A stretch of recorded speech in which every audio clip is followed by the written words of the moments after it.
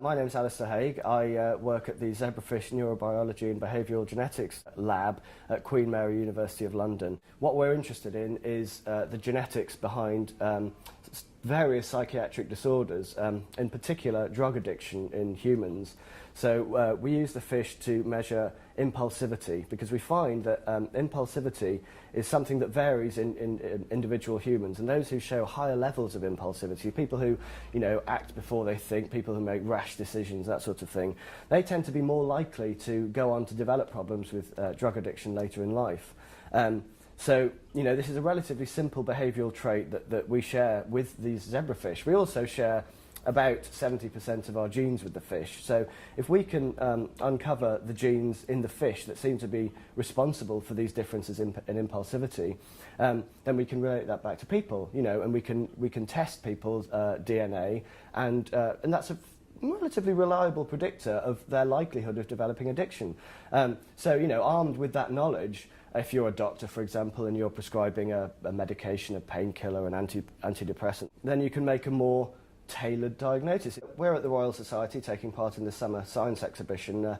At our exhibit, you can come along and do a test for impulsivity yourself. Also, we have the equipment that we use to test the fish so you can see it live. You can see the fish as well. You can see the tank and watch the fish swimming around. We also let people be a fish. So we've got a larger scale version of the apparatus that we use for testing fish, and we've got a little remote control cars with a little fish sitting on top, so people can drive their fish up and down and try and behave in the way that a fish does. We like to mention that fish, they don't have a 6-second memory span, so anything you might have heard about that kind of thing, it's all lies. Tell your friends, the fish have been unfairly maligned for too long and we're setting the record straight. One thing that we've done is, because we've uncovered a couple of genes that seem to be implicated in this differences in impulsivity, and we've had some of our lab members genotype to see if they possess those genes, and one guy in the lab has got all of them.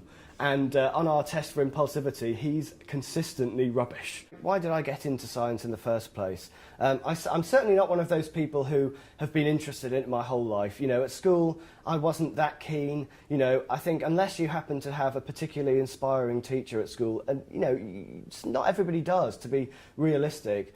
But it was only a little bit later in life that I, from reading things, from being in the world, from talking to other friends of mine who were scientists, that I decided to give it a go. And then, coming to university and studying it at that level really did open my eyes, and I was taught by some genuinely inspiring working scientists. And one of the nice things about studying at Queen Mary is the relationship between the staff and the students. It's very friendly, and if you're genuinely interested, they will give you the time of day, and they will show you around what they're doing. So if you're young and you don't find science that exciting, don't give up, because there's an awful lot going on. You can find things out that are genuinely new, and that's the thrill of science. That's what drives people. That's what keeps people going. It's the pleasure of knowing you're amongst a tiny group of people to know something that nobody else has known before, and there's nothing like that feeling at all, and that's pretty much unique to science, I think.